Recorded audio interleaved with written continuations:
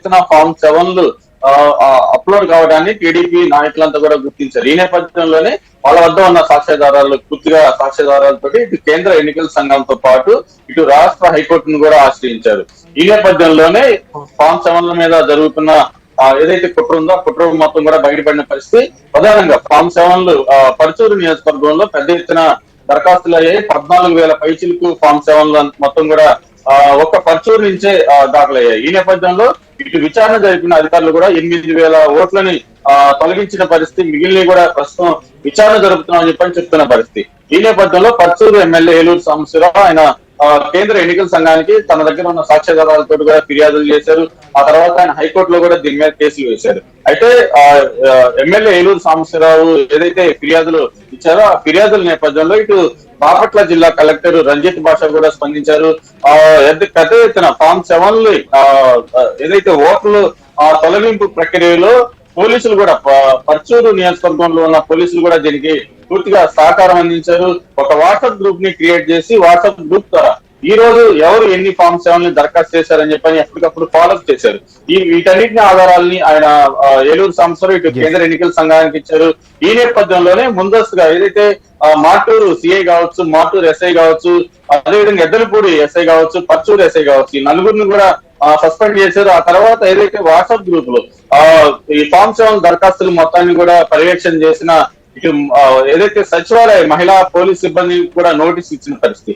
అదే విధంగా కొంతమంది బిఎల్ఓల మీద కూడా చర్యలు తీసుకున్నారు. అయితే ఒక ప్రకాశం జిల్లాలో ఉమ్మడి ప్రకాశం జిల్లాలో ఉన్న పర్చూరు నియోజకవర్గంలోనే ఇటువంటి చర్యలు అయితే తీసుకున్నారు. కానీ మిగిలిన నియోజకవర్గాల్లో కూడా పెద్ద ఎత్తున ఫామ్ 7ని అక్రమంగా దరఖాస్తు చేసిన పరిస్థితి. అయినప్పటికీ కూడా ఇక్కడ ఉన్న టీడీపీ నాయకులు ఫిర్యాదులు చేశారు. కానీ ఎక్కడా కూడా పట్టించుకున్న దాఖలాలు అయితే కనిపించడం లేదు. ఈ నేపథ్యంలో 22వ తేదీ ఓటర్ల జాబితా రిలీజ్ కాబోతున్న నేపథ్యంలో ఏదైతే టీడీపీ శ్రేణులు తొలగించిన ఓట్లని కూడా తిరిగి చేర్చాలన్న డిమాండ్ అయితే ఇటు తెలుగుదేశం పార్టీ నాయకులంతా కూడా చేస్తున్నారు. అదేవిధంగా పెద్ద ఎత్తున ఫామ్ 7 కుట్రలకు తెరదీసిన వైసీపీ నాయకుల మీద కఠిన చర్యలు తీసుకోవాలని చెప్పి డిమాండ్ చేస్తున్నారు. రైట్ వెంకట్రావు. సో ముఖ్యంగా తీసివేతలు కావచ్చు, చేర్పులు ఫామ్ 7, ఫామ్ 6 సంబంధించినటువంటి అంశాల్లో కూడా ముఖ్యంగా ఫామ్ 7లో చాలా అవకతవకలు జరిగాయని చెప్పి అటు ఈసీకి కూడా ఫిర్యాదు చేశారు. నిష్పక్షపాతంగా పారదర్శకంగా రాష్ట్రంలో ఎన్నికలు జరిపించాలనేది మాత్రమే అటు చంద్రబాబు నాయుడు కావచ్చు, పవన్ కళ్యాణ్ కూడా ఈసీని కలిసినప్పుడు అడిగినటువంటి పరిస్థితి మనం చూస్తున్నాం. తిరుపతిలో ఇప్పుడు చర్యలు తీసుకున్నారు అప్పుడు జరిగినటువంటి ఎన్నికలకు సంబంధించి. కానీ ఇప్పుడు కూడా చాలా ఉన్నాయని చెప్పి అక్కడ ఇన్ఛార్జీలుగా ఉన్నటువంటి వాళ్ళు మాట్లాడినటువంటి పరిస్థితులు కూడా మనం చూసాం. ఇంకొక వైపు సాక్ష్యాధారాలతో సహా ఈసీకి అన్ని ఇచ్చినటువంటి నేపథ్యంలో ఇక్కడికే పరిమితం అవుతుందా, మిగిలినటువంటి వారి విషయంలో ఏ రకంగా ఈసీ వ్యవహరించబోతోంది, ఈ చర్యలు ఏ రకమైన అంటే రాబోయే రోజుల్లో ఇలాంటి తప్పులు చేయకుండా ఉండేందుకు అధికారులు భయపడే పరిస్థితి ఆంధ్రప్రదేశ్లో రాబోతోంది అని అనుకోవచ్చా రామారావు? ఎస్, ఇటీవల కేంద్ర ఎన్నికల సంఘం విజయవాడలో జిల్లాల కలెక్టర్లు ఎస్పీలతో మీటింగ్ జరిగిన సమయంలో కూడా స్పష్టంగా హెచ్చరించింది. ఒక్కసారి షెడ్యూల్ రాకముందు మాత్రమే మీరు ఏ ఆట ఆడినా చెల్లుతుంది, షెడ్యూల్ వచ్చిన తర్వాత మాత్రం తప్పనిసరిగా మా కంట్రోల్లోకి వస్తుంది. షెడ్యూల్ వచ్చిన తర్వాత మాత్రం కొంతమంది అధికారులు ఎవరైతే ఇప్పుడు అవకతవకలకు పాల్పడుతున్నారో లేకపోతే ఇర్రెగ్యులారిటీస్కు పాల్పడుతున్నారో ఇటువంటి వాళ్ళందరి మీద కూడా తప్పనిసరిగా చర్యలు ఉండి తీరుతాయి అని కూడా హెచ్చరించింది. అందులో భాగంగానే ఇప్పుడు శాంపుల్ కింద గిరీషాన్ని కూడా సస్పెండ్ చేసింది. మరికొంతమంది అధికారులపై కూడా ముఖ్యంగా ఐఏఎస్లు, ఐపీఎస్ అధికారులపై కూడా వేటుపడే అవకాశం ఉంది. వాళ్లను ఎన్నికల విధుల నుంచి తప్పించాలి అని చెప్పి కూడా ఆదేశించే అవకాశం ఉంది. దాదాపుగా 4 జిల్లాల కలెక్టర్లు, అదేవిధంగా 2 జిల్లాలకు సంబంధించి పోలీస్ ఆఫీసర్స్ని వీళ్ళ మీద మాత్రం డెఫినెట్గా వేటు వేసే అవకాశం ఉంది. అయితే శ్రీహరి రాష్ట్ర ప్రభుత్వం మాత్రం షెడ్యూల్ వచ్చిన వెంటనే వీళ్ళ మీద వేటు వేసే అవకాశం ఉందని చెప్పి వీళ్ళని ప్రస్తుతం ఉన్న పొజిషన్స్ నుంచి వేరే పొజిషన్లకు మార్చాలి అని చెప్పి అక్కడ వీళ్ళని ఉపయోగపెట్టుకోవాలి అని చూస్తుంది. కానీ ఎన్నికల కమిషన్ మాత్రం వీళ్ళు ఎవరైతే ఉన్నారో ఇప్పుడు అధికారులు గతంలో పాయింట్అవుట్ చేసిందో ఇక్కడ విజయవాడలో జరిగిన సమావేశంలో వాళ్ళందరినీ మాత్రం వదిలిపెట్టే అవకాశాలు మాత్రం ఎట్టి పరిస్థితుల్లో కూడా కనిపించట్లేదు.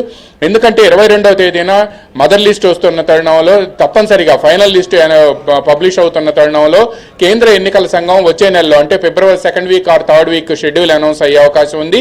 ఈ షెడ్యూల్ అనౌన్స్ అయిన వెంటనే కేంద్ర ఎన్నికల సంఘం కంట్రోల్లోకి మొత్తం రాష్ట్ర ప్రభుత్వ యంత్రాంగం అంతా కూడా వెళుతుంది. వాళ్ళ కంట్రోల్లో పనిచేయాల్సి ఉంటుంది. కోడ్ ఆఫ్ కాండక్ట్ కూడా వచ్చేస్తుంది. దీంతో రాష్ట్ర ప్రభుత్వంలో ఎవరైతే అధికారులు ఉన్నారో వాళ్ళంతా కూడా జాగ్రత్తగా పనిచేయాల్సిన అవసరం ఉంది అని అనేది కూడా గిరీష్ రా సస్పెన్షన్తో కూడా అందరికీ కూడా వణుకు ప్రారంభమైంది. ఇప్పుడు ఎవరైతే అధికారులు ఉన్నారో వాళ్ళందరి మీద కూడా ఇప్పటికే కూడా నజర్ ఉండటంతో కేంద్ర ఎన్నికల సంఘం నుంచి వీళ్ళంతా కూడా ఇప్పుడు వాళ్ళ మీద ఏ ఎలిగేషన్స్ అయితే ఉన్నాయో వాటి నుంచి బయటపడేందుకు ప్రయత్నం చేస్తున్నారు. కానీ రాష్ట్ర ప్రభుత్వం మాత్రం వాళ్ళని వేరే పొజిషన్ లోకి మార్చేసి అక్కడ ఉపయోగించుకోవాలని చూస్తున్నప్పటికీ కూడా కేంద్ర ఎన్నికల సంఘం వీళ్ళందరికీ చెక్ పెట్టే అవకాశం ఉంది అని చెప్తున్నారు.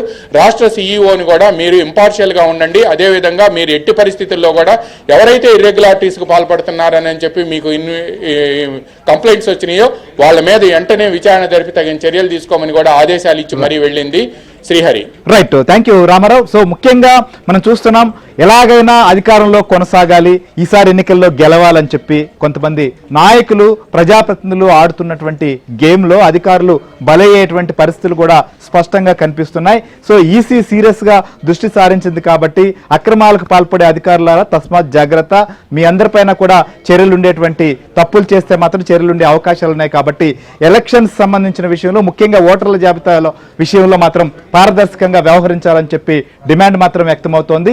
సో ఇది ఓటర్ల జాబితాలో అక్రమాలకు సంబంధించినటువంటి వ్యవహారం పైన